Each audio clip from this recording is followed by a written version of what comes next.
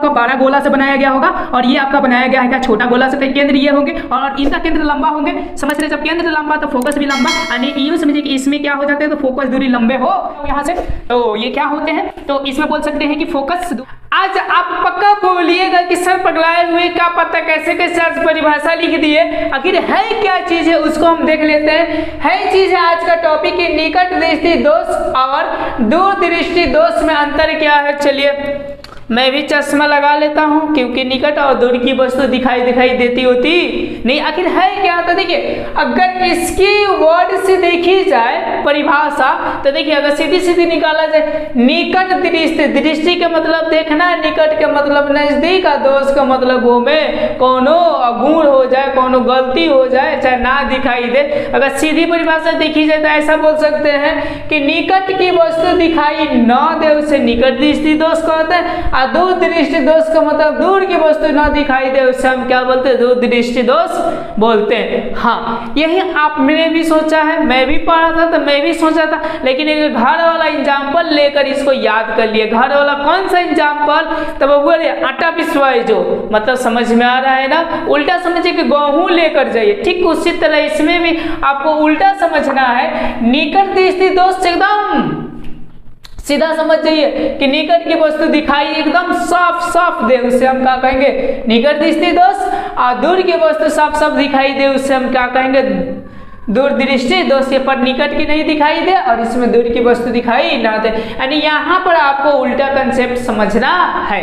Okay अब चलिए 2 number चीज है नेत्र गोलक लंबा हो जाना, यानी निकट दृष्टि दोष कब होता है, जब नेत्र गोलक लंबा हो जाता है तब, यानी नेत्र, और दूर दृष्टि दोष कब होता है, जब नेत्र गोलक मोटा हो जाता है तो।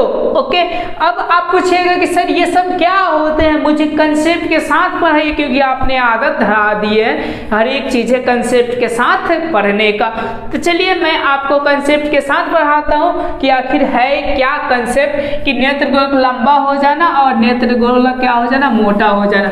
इसको मैं समझाने के लिए आपको एक मैं आइज का चित्र बनाता हूं, आप ध्यान से देखिए। लगभग आपका आइज क्या होते हैं तो गोल होते हैं ऐसे। ओके अब देखिए यहाँ से आपका कुछ उभरा हुआ भाग होता है जिसको हम लोग बोलते हैं कॉर्निया।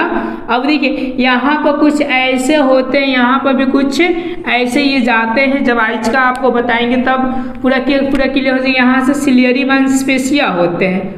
ओके अब देखिए इसमें क्या हो जाता है, सिलियरी मांसपेशियां ज्यादा खींच लेती है, इसीलिए नेत्र गोलक क्या हो जाते हैं, ये ऐसे लंबे हो जाते हैं।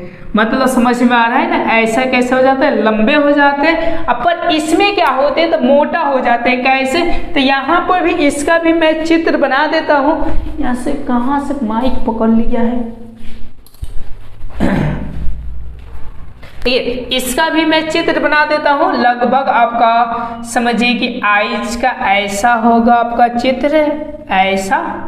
ओके और यहाँ से क्या होगा आपका कॉर्निया वाला भाग होगा, और ये सारी चीजें क्या होंगे आपका, तो समझिए कि आपका अलग चीजें होती है। यहाँ से आपका सिलियरी मांसपेशियां होते हैं, यहाँ से ये लूज कर देता है, यानी ढीला कर देता है। ढीला करने के मतलब कि ये कैसा हो जाता है, ऐसा ये गोल हो जाते हैं। मेरे ख्याल से अब समझे कि इसके नेत्र गोलक क्या लंबा, यानी ये टान लेता है और ये क्या हो जाते हैं, गोल हो जाते हैं। अब आगे ये चीज कहता है कि फोकस दूरी, रेटिना के आगे पीछे, ये सब आखिर होते क्या है कंसेप्ट, फिर इनको दूर करने का उपाय, तो यही सारी चीजों को मैं आपको पाई तक आपको समझाने का मैं कोशिश करता हूँ। आप समझिए कंसेप्ट को। ओके चलिए इसको मैं बाहर निकाल कर देखता हूँ कि इसकी फोकस दूरी कम होगा या ज्यादा होगा। एक्चुअली में देखिए ये लंबा है और वो कैसा है, ऐसा मोटा है। तो जरा देख सकते हैं कि ये बनाया गया होगा आपका बड़ा गोला से बनाया गया होगा, और ये आपका बनाया गया है क्या छोटा गोला से। तो केंद्र ये होंगे और इनका केंद्र लंबा होंगे।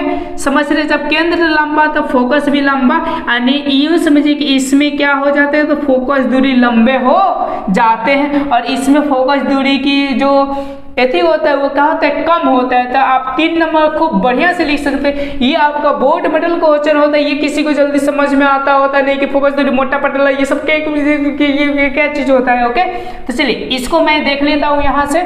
तो ये क्या होते हैं, तो इसमें बोल सकते हैं कि फोकस दूरी बढ़ जाना।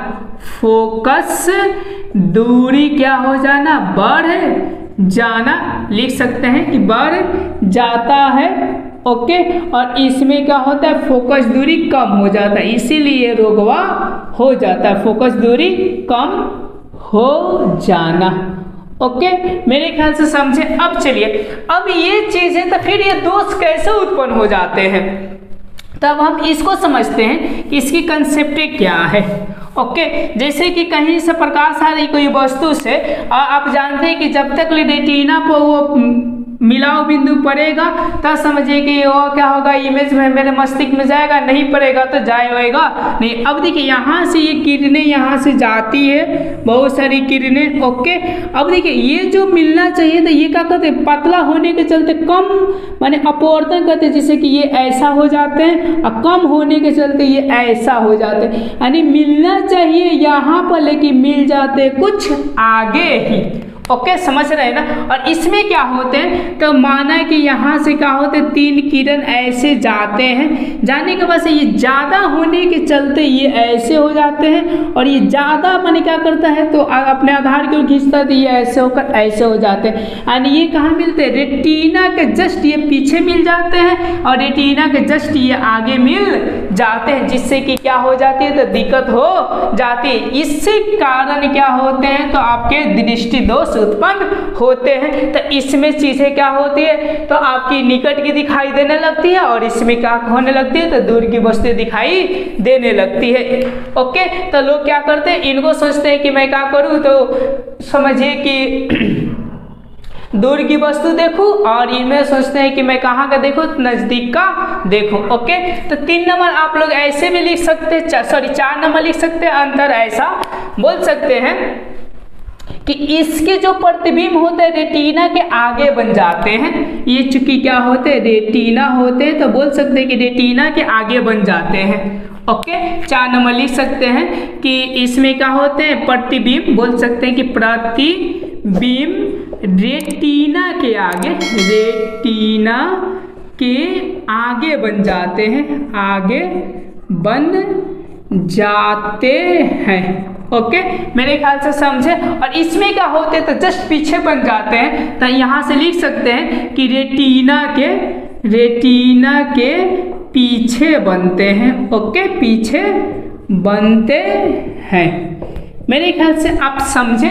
अब चलिए नेक्स्ट हम कंसेप्ट को समझते हैं। 5 नंबर क्या चीज है, तो अब इसके उपचार करना जरूरी है।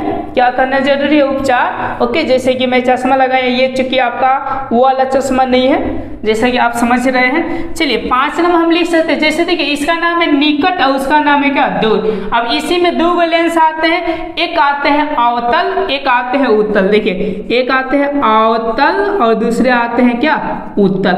अब देखिए कितना बढ़िया इसको सेट किया गया है नाम के अकॉर्डिंग। जैसे देखिए इमेज से कौन बड़ा का है, 1 2 3 गो, तो बड़का वाले को बड़का दे दिया जाता है, 1 2 3 गो 4 गो, सॉरी 4 गो हो गया, 1 गो ज्यादा दे दिया जाता है। इसमें को है 2 गो, तो इसमें को दे दिया जाता है 3 गो, यानी 1 को बढ़ाकर दे दिया जाता है, तो इसके दोष दूर हो जाते हैं। यानी ऐसा बोल सकते हैं कि निकट दृष्टि दोष को दूर करने के लिए अवतल लेंस का यूज किया जाता है, और दूर दृष्टि दोष को दूर करने के लिए क्या चीज का यूज किया जाता है, तो उत्तल लेंस का यूज किया जाता है। मेरे ख्याल से आप कंसेप्ट के साथ इस निकट दृष्टि दोष और दूर दृष्टि दोष में अंतर आप समझे। लगभग कितने समझे, तो 5। इसमें से ये और ये 3 को कंसेप्ट समझाने के लिए मुझे इस इमेज के सहारा लेना पड़ा। ओके, मेरे ख्याल से समझे। अब इसे ऑब्जेक्टिव क्वेश्चन कैसे बनाता है, तो ये जरूर बनाता है कि कौन से दोष में फोकस दूरी ज्यादा होती है। यदि आपके पास में पिक्चर है तो कैसा भी क्वेश्चन पूछेगा तो आप उसका आंसर दे सकते। यदि रटे हुए होइएगा तो मेरे ख्याल से आप दे नहीं सकते। इसीलिए ज्यादा से ज्यादा आप ध्यान दीजिएगा, मैं जब पिक्चर बनाऊं और पिक्चर के बारे में बताऊं तो। ओके, तो मेरे ख्याल से सब कुछ आपको समझ में आ गया होगा।